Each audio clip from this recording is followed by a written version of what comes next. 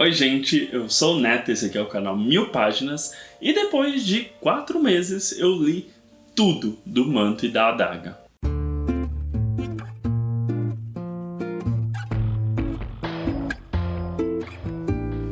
Bom, então antes de começar os recadinhos de sempre aqui do canal, não esquece de deixar seu like, seu comentário, se inscrever.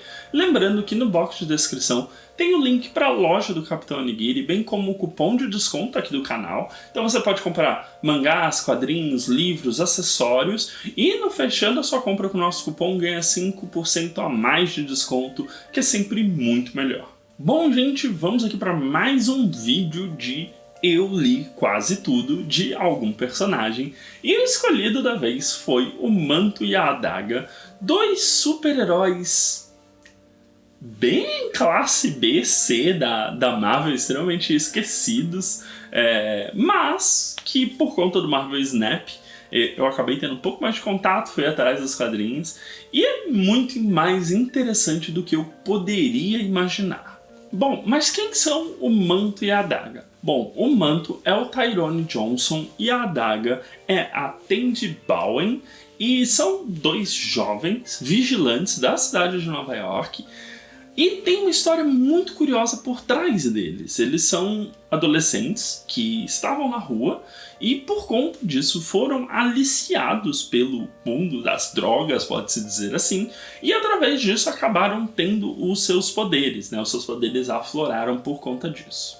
A primeira aparição dos dois se deu em 1982 na espetacular Homem-Aranha número 64, e depois eles retornaram nos números 69, 70, 81 e 82, ainda do espetacular Homem-Aranha, onde a gente começa a ter um breve vislumbre do que seria a história por trás desses dois vigilantes. A gente tem aquela clássica situação de estamos todos querendo a mesma coisa, mas como eu não te conheço, vamos nos tratar como inimigos entre o Homem-Aranha e a dupla de vigilantes. E basicamente a gente tem a fundação de como seriam as personalidades, os poderes e principalmente o enredo por trás desses personagens. Eles estão atrás de um senhor do crime muito poderoso na cidade de Nova York, que está por trás dos experimentos que ocorreram com eles, que despertaram os seus poderes. Só que o Manto e a Adaga, eles têm uma característica diferente do Homem-Aranha, que é, eles buscam vingança, eles buscam realmente eliminar esse senhor do crime. Então eles têm esse embate moral e ético com o herói da vizinhança, mas meio que nesses 5 volumes a gente tem só o Homem-Aranha entendendo um pouco a situação deles, entendendo que eles não são vilões, eles entendendo que o Homem-Aranha também não é uma pessoa que eles queiram machucar. Então a gente não tem um gigantesco aprofundamento disso, a gente tem só a base da história dos dois personagens. A primeira minissérie mesmo dos personagens foi lançada em 1983 no quadrinho, né, Manto e Adaga. Foi uma minissérie em 4 edições apenas. E aí a gente vai entrar mais profundamente na história dos personagens. A gente vai entender que a Tandy, né, a Adaga, ela é uma filha de uma ex-modelo e que por conta disso ela sempre foi meio relegada, sem muita atenção da mãe. Ela acaba sendo mais criada pelo padrasto dela e por conta disso, em um determinado momento, ela decide fugir de casa e vai parar nas ruas de Nova York. Lá, ela conhece o Tyrone, que também estava numa situação de vulnerabilidade, também havia fugido de casa por uma série de questões, e eles meio que se ajudam ali a sobreviver. Eles acabam aliciados por pessoas criminosas que, né, prometem mundos e fundos se eles seguirem essas pessoas, são levados a uma ilha e nessa ilha eles começam a ser base de experimentos de uma nova droga sintética mais viciante. Por conta dos experimentos com essa droga sintética, o Manto adquire essa habilidade de ser um portal interdimensional para a dimensão das sombras, ou dimensão escura, depende um pouco do quadrinho e do tradutor. E a Tandy, a Adaga, ela consegue transmitir uma luz viva, né? É como se ela fosse pura luz, ela consegue lançar adagas de luz e quando atinge seus inimigos, eles acabam tão chocados com seus próprios crimes que isso meio que dá uma pane no cérebro deles. É um poder meio maluco, mas é basicamente a dualidade de luz e sombra. O mais interessante é que quem escreveu, né, o criador dos personagens, foi o Bill Mantlo e as artes foram feitas pelo Rick Leonard. Esses 4 volumes, eles são realmente para contar o background dos personagens, a gente entender um pouco da psicologia de cada um, entender a dinâmica deles, então a gente meio que acompanha eles muitas vezes em histórias um pouco mais curtas, em que a gente vai desmembrar algum cartel de droga, porque acaba se tornando a motivação deles, depois deles ganharem os poderes, desmantelar essas quadrilhas de venda de drogas de Nova York, para que outros jovens não sejam aliciados. Ou então, a situação que também se torna bastante clássica dos personagens, que é o fato do Manto precisar constantemente da luz da Tendi para poder aplacar essa fome imbatível que ele tem. Como ele é conectado, né, com uma dimensão de escuridão, uma dimensão dark, quando ele absorve alguém, essa pessoa é como se ele sugasse a energia vital dessa pessoa. E aí essa pessoa, depois ele cospe ela pra fora, é só uma carcaça do que ela já foi. Então, para aplacar toda essa fome, ele precisa que a Tendi, né, a adaga, forneça para ele a energia de qualquer maneira. Então ela alimenta ele com a luz dela. E aparentemente esses 4 volumes renderam a continuação dos personagens. Então, de 1985 até 1987, a gente teve a primeira serialização desses personagens. A dupla Bill Mantlo e o Rick Leonard voltam a dirigir esses quadrinhos. Eu li essa serialização inteira, são 11 volumes, durando de 85 até 87, e é muito interessante porque a gente tem o fato do Manto e da adaga, né, começarem a se esconder em igrejas e, por conta disso, passarem a ter contato com os padres daqueles locais, firmando moradia em uma igreja específica, onde a gente vai conhecer o padre Francis Delgado, e também a gente tem a entrada de uma detetive que vai acompanhar e investigar os dois mais de perto, que é a detetive Brigitte O'Reilly. E ela entra naquela dualidade de eu entendo o que vocês estão fazendo, porém vocês não podem sair matando todos os criminosos de Nova York. O que eu acho muito curioso dessa serialização é que ela é especificamente voltada para a luta do Manto e da adaga contra o narcotráfico de modo geral, né? Eles vão pouco a pouco nessas edições escalonando o modo como eles vão combatendo o comércio de drogas nos Estados Unidos. Então eles começam atacando locais de venda, e aí eles acabam percebendo que esses locais de venda não são necessariamente acabar com eles a resolução do problema.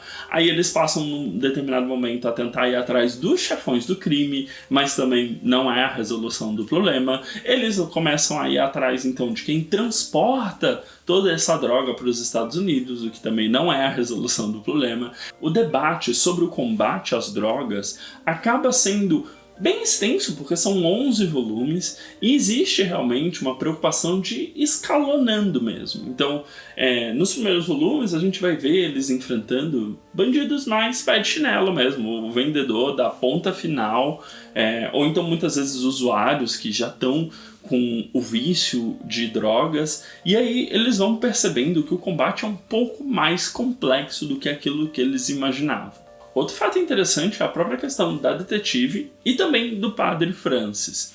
Da detetive é interessante porque a gente também vai ter uma questão sobre a corrupção na polícia de um modo geral, né? Então, não adianta você ter apenas alguns policiais bons, sendo que boa parte da corporação, ou uma parte significativa da corporação, é corrupta e vai trabalhar a favor daquilo que ele deveria combater.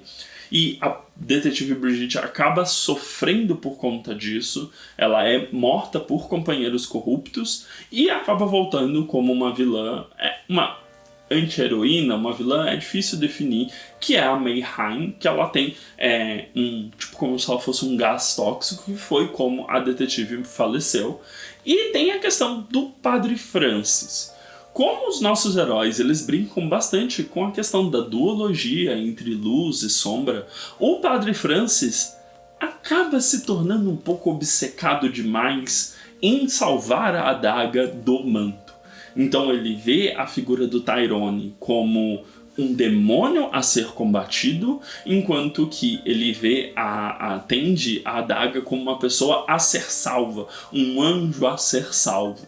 E é bastante peculiar, porque se a gente parar para pensar, tanto Tyrone quanto a Tendi nessa história não tem mais ali do que seus 17, 18 anos, são jovens ainda.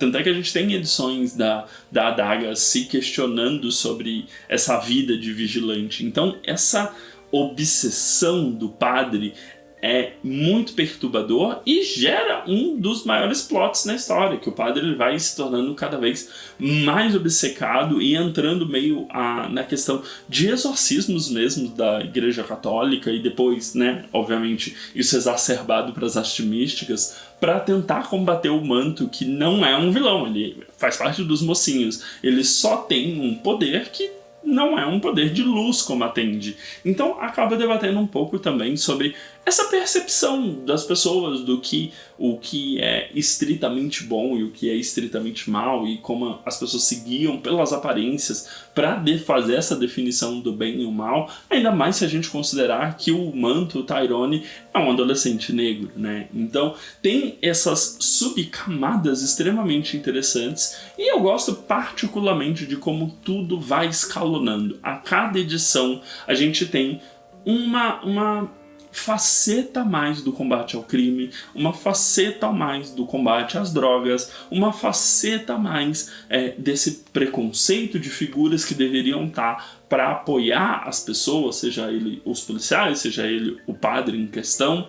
E gosto principalmente da finalização dessa run, em que o manto e a adaga acabam indo até o local de fabricação dessas drogas que são enviadas para os Estados Unidos e percebem que o dinheiro do narcotráfico acaba sendo utilizado para financiar uma guerra civil naquele local. Então é uma situação muito mais complexa que dois vigilantes não vão conseguir combater sozinhos. E aí, depois disso, nunca mais tivemos uma história boa do manto e da adaga. E aí, em 1988, a gente tem uma curta série deles em Strange Tales, um quadrinho que era dedicado ao Doutor Estranho, e acaba tendo também as histórias do manto e da adaga, que são histórias bem passáveis, é meio lidando com o oculto, né? A Marvel acaba pegando muito a questão do poder do manto, do Tyrone, para abordar coisas místicas e tudo mais, e tirando eles da vida de vigilantes em Nova York, combatendo o crime.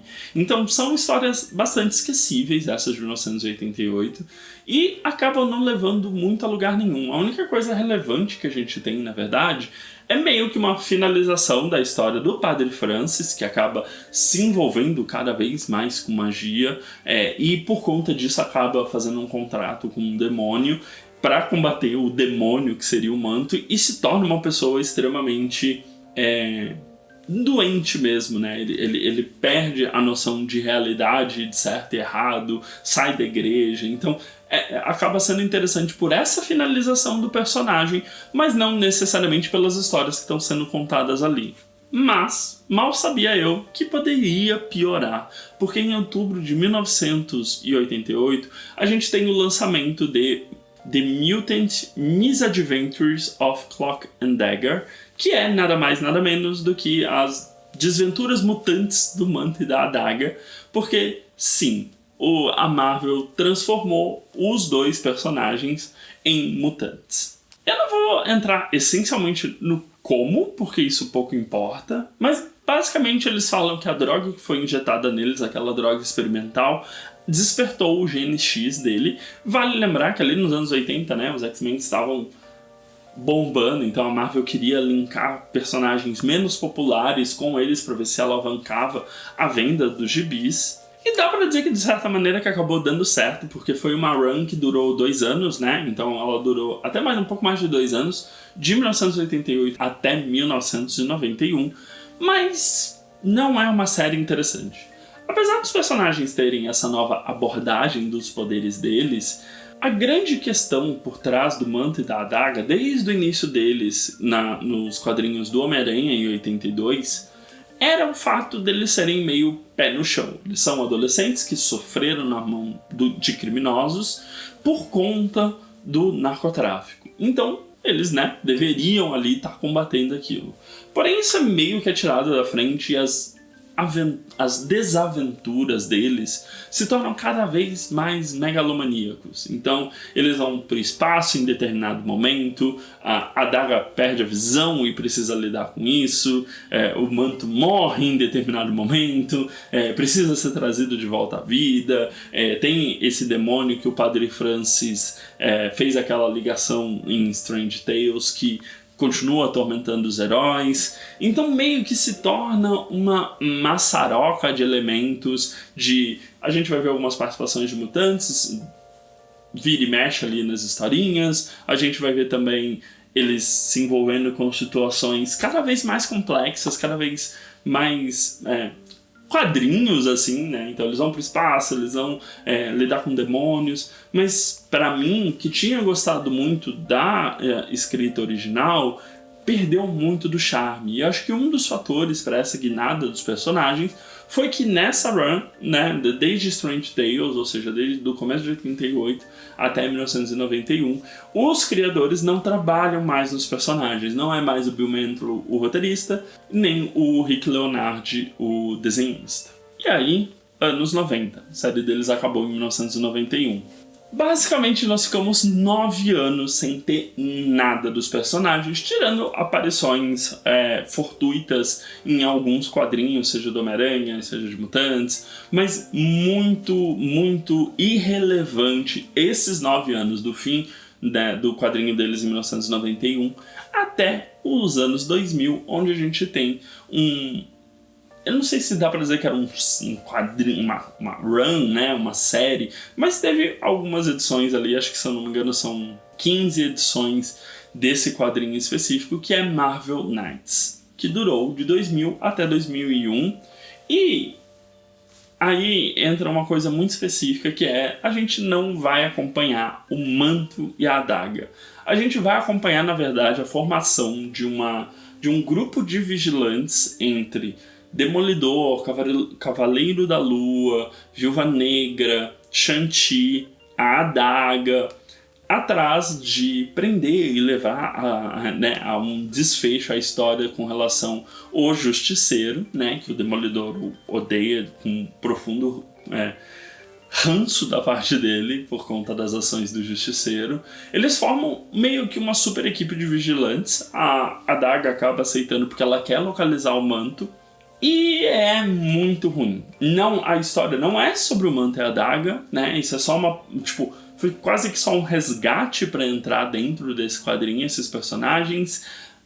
A série do Marvel Knights mesmo é completamente esquecível. O desenho é horrível, o enredo é péssimo. Cada volume a gente tem coisas acontecendo sem nenhum lastro com o resto do universo Marvel. E principalmente, cada edição ela vai ficando cada vez mais absurda, num ponto em que eu tava lendo apenas pra finalizar realmente essa série, pra ver o quão ruim ela poderia ficar. E ela fica muito ruim. A gente tem 15 volumes dessa equipe que tem o financiamento do Cavaleiro da Lua, o Nick Fury sabe dessa equipe, tem toda uma parte são os Vigilantes Unidos, e ela acaba em 15 edições simplesmente com o Demolidor falando acho que não deu certo, né, Natasha? Vamos cada um seguir seu caminho mesmo. Então, muito ruim, muito esquecível, e foi só o que a gente teve dos personagens. Porque depois nós ficamos mais 9 anos sem ter absolutamente nada de Manto e Adaga. Basicamente, eles ainda são mutantes, né? Eles têm esse status, e a gente tem todo aquele arco do Norman Osborn tomando o poder do universo Marvel e virando presidente, fazendo várias ações, e o Manto e a Adaga acaba sendo escalado pro Dark X-Men, né? A equipe que faria as coisas que o Norman Osborn quer. Ele tinha como se fosse sua própria equipe de heróis para cada segmento da Marvel. Enfim, foram 9 anos que a gente foi tendo apenas essas situações. Aí teve toda a situação de Utopia também, que foi o primeiro proto-reino mutante que foi criado. Então, não teve nada. Vamos fingir que não teve nada? Vamos. Em 2010, a gente teve uma HQ solo em que a gente descobre que o Manto e a Adaga não são mutantes. Então, de 88 até 2010, a gente teve o status quo dos personagens como mutantes, mas em 2010 a Adaga meio que descobre que não é mutante, o Manto já tinha se pirulitado e fazer as próprias coisas dele, conhecer outras pessoas, e aí eles meio que decidem voltar a sair pelos Estados Unidos juntos. Em 2011, a gente teve a Ilha das Aranhas, o infame arco do Homem-Aranha que algumas pessoas gostam, eu particularmente gosto bastante, outras pessoas odeiam, que todas as pessoas na Ilha de Manhattan começaram a ter poderes de aranha, e Manta e Adaga, como são heróis nova-iorquinos, vigilantes nova-iorquinos, eles ajudam o Homem-Aranha a lidar com essa situação. Desde o fim de 91 até 2011, a gente tem eles aparecendo muitas vezes apenas nos gibis do Homem-Aranha, porque é onde eles nasceram, tem uma maior conexão com o personagem, eles acabam sendo aquelas histórias bem curtinhas de um volume, com participação especial. Então, eles participam desse arco especial da Ilha das Aranhas, e por conta disso, eles têm contato com um vilão do Homem-Aranha, que acaba se transformando também em um vilão do Manta e Adaga. Pois a gente tem o Senhor Negativo. E o Senhor Negativo, ele muda, literalmente é como se ele mudasse a polaridade da personalidade da pessoa, em que pessoas muito certinhas ficam muito ruins, e pessoas muito ruins ficam muito boas, e assim sucessivamente. Então, ele inverte a polaridade não apenas da personalidade dos nossos heróis, mas também dos seus poderes. Então, o Manto, em vez de ser conectado a uma dimensão sombria, ele se torna poderes de luz, e a Adaga se torna os poderes advindos dessa dimensão sombria. Ele literalmente apenas inverte os poderes dos personagens. A gente meio que tem um desfecho, uma minissérie curtinha, acho que são 3 ou 4 volumes. É isso que a gente tem dos personagens, tipo, eles inverteram, depois desinverteram, e é isso. Em 2015, quando o Homem-Aranha sai de Nova York e vai com as indústrias Parker para Xangai, o Senhor Negativo vai também. E quem são os novos asseclas do Senhor Negativo? São o Manta e a Adaga, ainda com a polaridade invertida. Esse mini-arco ele dura 3 volumes, é o 6, o 7 e o 8 do Espetacular Homem-Aranha de 2015, que não são ruins, são até interessantes, mas para você desfrutar dessa história, você precisa ter lido aquele mini-arco durante a Ilha das Aranhas, porque explica como eles mudaram de polaridade. Então, é meio desconectado. Se você está acompanhando os quadrinhos do Homem-Aranha por muito tempo, você consegue entender o que rolou, porque era onde o Manta e a Adaga estão aparecendo. Mas se você não estava, é meio quem são essas pessoas? O que elas estão fazendo aqui?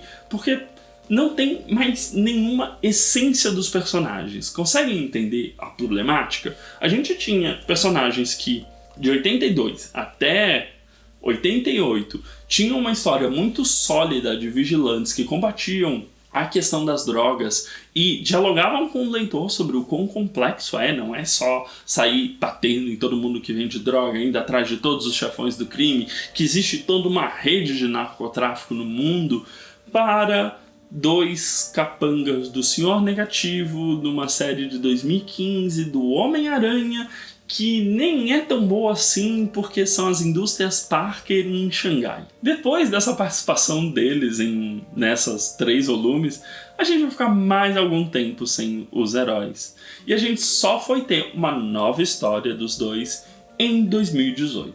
Em 2018, com a chegada do Marvel Unlimited, que inclusive eu tô devendo vídeo aqui no canal, a gente tem uma leva de histórias que são digital only, são apenas para serem lidas digitalmente, e o Manta e a Adaga ganharam 2 minisséries nesse formato de 3 volumes cada uma.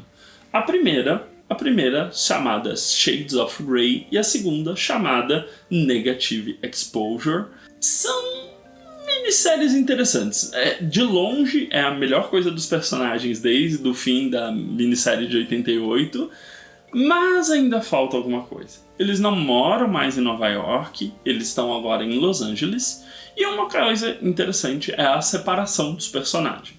Eles foram durante muito tempo esse casal de necessidade dos dois juntos, mas também de um amor muito forte do manto pela adaga, e aí a situação ficou meio complexa entre os dois. Então, tipo, a gente tem eles separados pela primeira vez, cada um tentando viver a sua vida.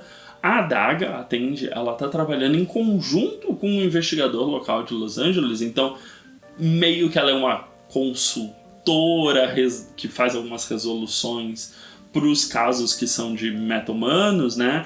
E enquanto que o manto tá conhecendo outras pessoas também, mas a gente tem a chegada de um vilão do passado deles, que foi criado para essa HQ, obviamente, mas é uma pessoa que também sofreu os experimentos com drogas e desenvolveu um outro tipo de poder, mas tem que procurar o manto porque começa a ocorrer uma série de assassinatos na cidade e ela acha que o manto está por trás. Então, são 3 volumes, acho que são 40 páginas, então ela é um pouco mais longa, mas é interessante, assim, o Shades of Grey é bem legal. Na segunda minissérie, que é do Senhor Negativo, a gente tem novamente o Senhor Negativo voltando. Obviamente a gente tem toda a questão de se ele controla ou não controla nossos heróis, se ele consegue novamente fazer com que a adaga vire apenas pro lado das sombras, o que ele quer em Los Angeles principalmente. Então ter um personagem que é um senhor do crime, capaz de mudar o poder dos personagens e a personalidade deles, faz muito bem pro manto e a adaga. Eu acho inclusive que faz até mais sentido do que o Senhor Negativo pro Homem-Aranha, em que ele só fica com a personalidade como se fosse do simbionte. Mas é um pouco mais interessante a gente ter os personagens quase que um retorno à origem. Eles voltaram meio que a ser vigilantes, né? A adaga trabalhando junto com o detetive, e o manto só dando cobertura para ela, mas eles meio que separados, mas com a necessidade de ficarem juntos. Então tem essas questões que são bem interessantes para os personagens. Ambas as minisséries são escritas pelo Dennis Hailu, e a primeira arte é do Mahmoud Asghar, do Shades of Grey, enquanto que a segunda, do Senhor Negativo, a arte é do Francesco Manna. Então, Manto e Adaga sofrem muito com a Marvel. Primeiro, porque a concepção original dos personagens foi perdida, né, com a saída do Bill, que foi o roteirista criador dos personagens, e aparentemente depois a minha sensação é que nenhum autor soube trabalhar com esses personagens, considerando o background específico deles, considerando o que já foi debatido sobre o papel deles naquele universo. Então eu senti eles perdidos. Então, de 88 até 2018, quando a gente teve essas 2 últimas minisséries que são apenas digitais, é um limbo gigantesco para os personagens, o que é uma pena, porque esse começo da história dos personagens é extremamente interessante. Foi extremamente prazeroso ler esses quadrinhos, mesmo eles sendo mais antigos, por conta desses debates que ainda são perspectivas extremamente atuais. Na verdade, até o modo como evolui a questão do combate às drogas no universo dos quadrinhos é mais progressista do que eu estaria esperando, considerando a época e considerando que é os Estados Unidos. A minha esperança é que eles caiam na mão de bons autores, como foi o caso do Dennis aí em 2018, que entendam o personagem, porque mudar a origem dos poderes dele para eles serem mutantes claramente não agregou nada aos personagens, porque o peso deles terem sido alvos de experimentos de uma nova droga sintética acaba sendo perdido. Foi só um grande... esses experimentos aceleraram o desenvolvimento do gene X em vocês, mas não são necessariamente o que deu o poder para vocês.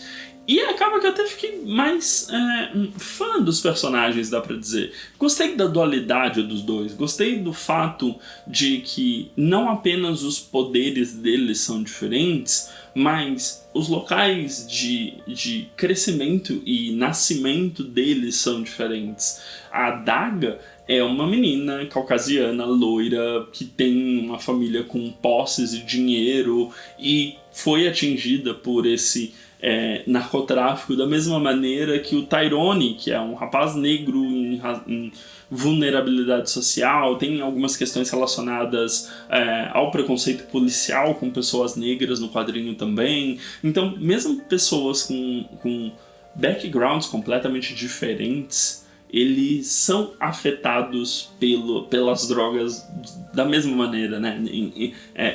É muito claro a mensagem de que você acha que você está numa redoma completamente protegido porque você é branco, de posses, né? Seus filhos nunca vão ter esse tipo de situação porque você tem dinheiro e estudo e tudo mais. E, né? Não, a gente sabe que não é assim.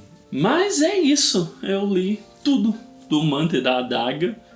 Pulei algumas edições eu li, né, não li a run toda porque achei meio chato, mas eu li todas as direções que foram dadas pros personagens. E é isso, se você quiser que eu leia algum outro personagem, deixa aqui nos comentários alguma indicação. Eu tenho Marvel Unlimited, então é um pouco mais fácil ler essas coisas mais antigas, mas por favor, não coloquem coisas tipo Homem-Aranha, porque não vai acontecer, entendeu? Eu tô achando interessante pegar esses personagens um pouco mais secundários e dar uma olhada em como eles são constituídos, porque é muito fácil a gente conhecer a história do Homem-Aranha, dos X-Men, dos Vingadores, mas esses personagens um pouco menores acabam sendo tentativas muitas vezes interessantes da Marvel de tomar um novo rumo com as suas histórias, então é sempre muito interessante poder visitar essa biblioteca. Mas é isso, então não esquece de dar uma olhada no vídeo recomendado que fica do meu lado direito, se inscrever na bolinha do meu lado esquerdo para continuar me acompanhando aqui no canal. A gente se vê no próximo vídeo, um grande beijo e tchau, tchau!